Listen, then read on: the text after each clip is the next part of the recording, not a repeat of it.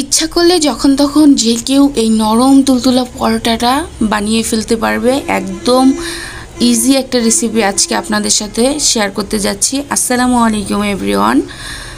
আমি কিন্তু প্রথমেই একটা বাটি নিয়ে নিয়েছি আর এর ভিতরে আমি এখন দিয়ে দিব 2 কাপ আটা। আপনারা চাইলে এখানে ময়দাটাও ব্যবহার করতে পারবেন। আমি এখানে আটাটাই ব্যবহার করেছি। আর এখন স্বাদমতো লবণ দিয়ে ভালো করে একটু মিক্স করে নিব।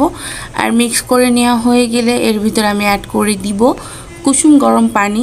আর হ্যাঁ, অবশ্যই কিন্তু এখানে কুসুম গরম পানিটা ব্যবহার করতে হবে, কোনো রকম নর্মাল পানি ব্যবহার করা যাবে না এই পরোটাটার ক্ষেত্রে। এখন আমি অল্প অল্প করে সেই কুসুম গরম পানিটা এই আটার ভিতরে অ্যাড করব আর একটা সফট ডো তৈরি করে নিব। এই পানি কিন্তু একবারে অ্যাড করতে যাবেন না, তাহলে একবারে বেশি নরম হয়ে যাবে, সেক্ষেত্রে একটা ঝামেলা হয়ে যাবে। আমি এখন সফট একটা ডো তৈরি করে নিয়েছি। দেখতে পাচ্ছেন আমার হাত দিয়ে কিভাবে মেখে নিচ্ছি, বুঝতে পারছেন কতটা সফট হয়েছে।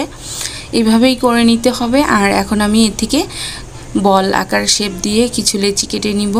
আপনারা আপনাদের প্রয়োজন অনুযায়ী ছোট বড় করে নিতে পারেন। আমার এখানে 5টা হয়েছে।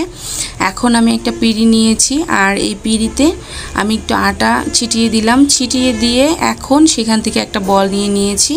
আর এখন আমি রুটি শেপ দিয়ে নিব।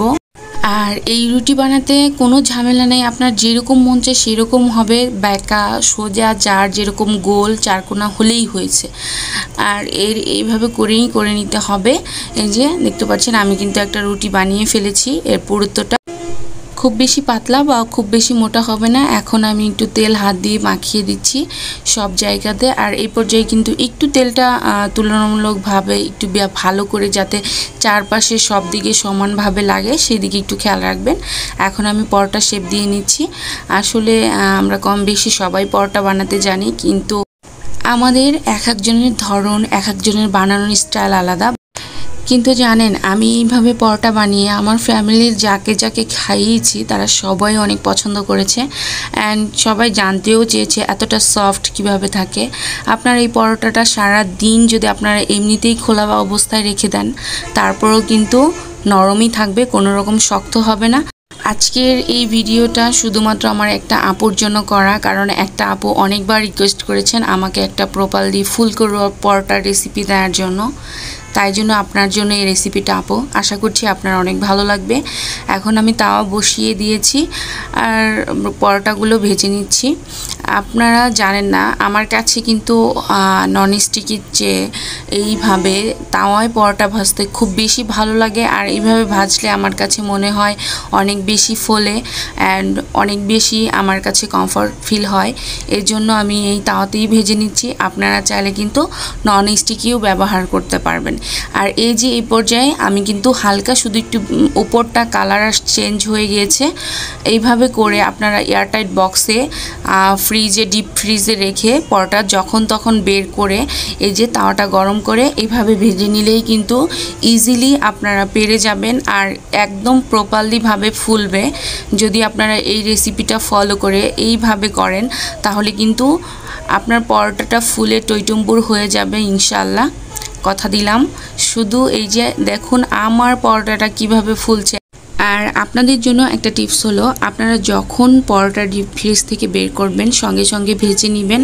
আর এইভাবে যদি একটু হালকা ভেজে রাখেন, তাহলে কিন্তু কোনো রকম কাগজ বা পেপার যাই বলেন না কেন, এটা দেওয়ার কোনো প্রয়োজন নাই। আপনারা পরোটাগুলো ওইভাবে রেখে দিলেই কোনো রকম লেগে যাবে না, যেহেতু একটু হালকা ভেজে নেওয়া হয়েছে।